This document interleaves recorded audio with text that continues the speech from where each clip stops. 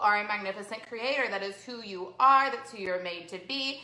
Do I need to remind you that God, the creator of the universe, lives inside of you? Like, come on now. You get to create your life.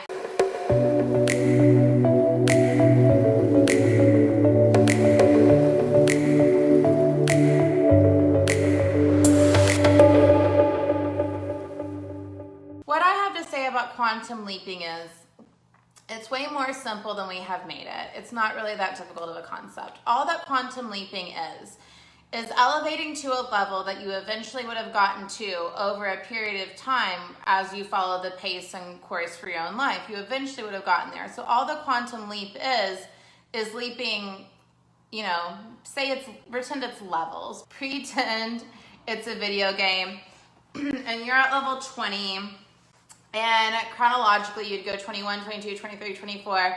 But say you start feeling the feelings and thinking the thoughts of the version of you who's already at level 40. So one way to do this is to go, what do I want? And that version of me who already has what I want, what does she want? And that version of me who already has that, well, what does she want? And you can begin to tap into the desires that are several desires away. So just like anytime we manifest, we feel the feelings of that already being true. We think the thoughts of that already being true. We say the words of that already being true. And we get ourselves to be in the vibrational state now of a place that we wouldn't actually naturally get to for quite a long time. Does that make sense? So as you feel the feelings of the place and think the thoughts of that place and vibrate in the energy of the you who is already fucking there, you bring it into your reality much more quickly. What would you do if you didn't see your next step? Do what you want to do. Your desires are always guiding you. Do what you want to do. Do what you actually desire to do.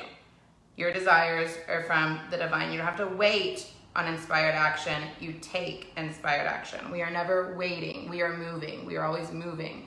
So for me, and other people could see this very differently, but like,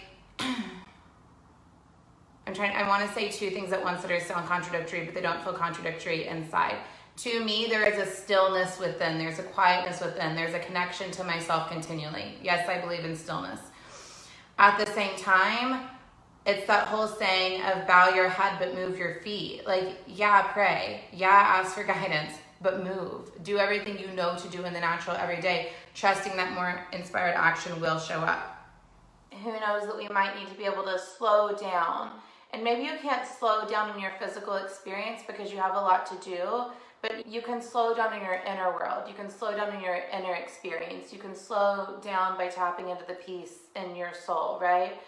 So in times like this, when I seem to move through with the most grace and most flow and most fun and most ease, is when I allow myself to go slow internally. On the outside, it might be like, she just had another 6-figure launch at the end of the year. How did she pull that off? On the outside, it might seem like her family's in town and we're getting 3 emails from her every day and all these things are going on. But on the inside, am I calm? Am I still? Am I slow? Am I being with myself?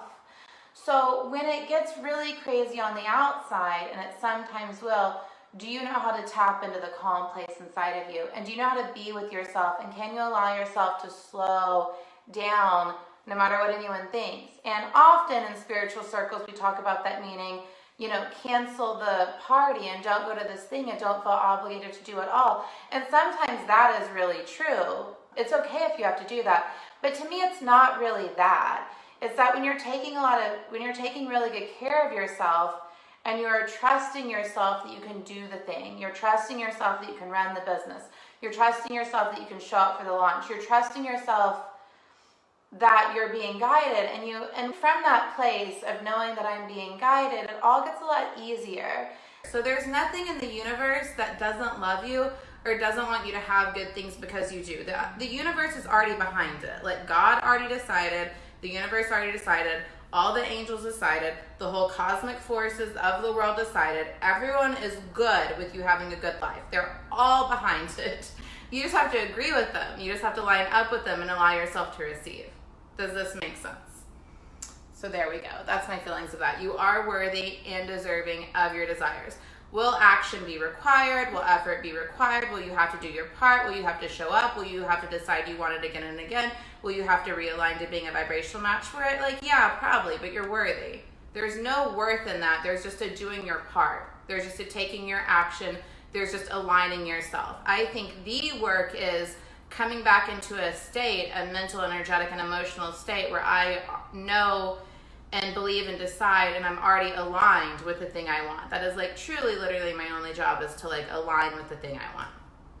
All events are neutral. Everything is neutral, and we're just assigning meaning to everything. If I stop thinking it means something, if I don't hit the goal, and I just let myself fucking want the goal and give it my all, then the risk isn't so fucking scary, because I'm not gonna die if I don't get it. It's not gonna mean that I can't be successful. But often when we're scared to death, if we just ask ourselves, what are we afraid it will mean if the fear comes true? And normally it will mean like, I'm not good enough, or I can't ever have a good life, or I can't ever achieve the thing, or whatever the fuck, right? But none of that was even true. You could have any kind of negative experience at any point in your life and still fucking co-create anything you fucking want at any time, because you are a magnificent creator. That is who you are. That's who you're made to be. Do I need to remind you that God, the creator of the universe, lives inside of you? Like, come on now. You get to create your life. You get to design your life. You get to choose into what you get to have. And the way we can sabotage ourselves the fastest is just being like, oh, it just didn't work out. It's just too late.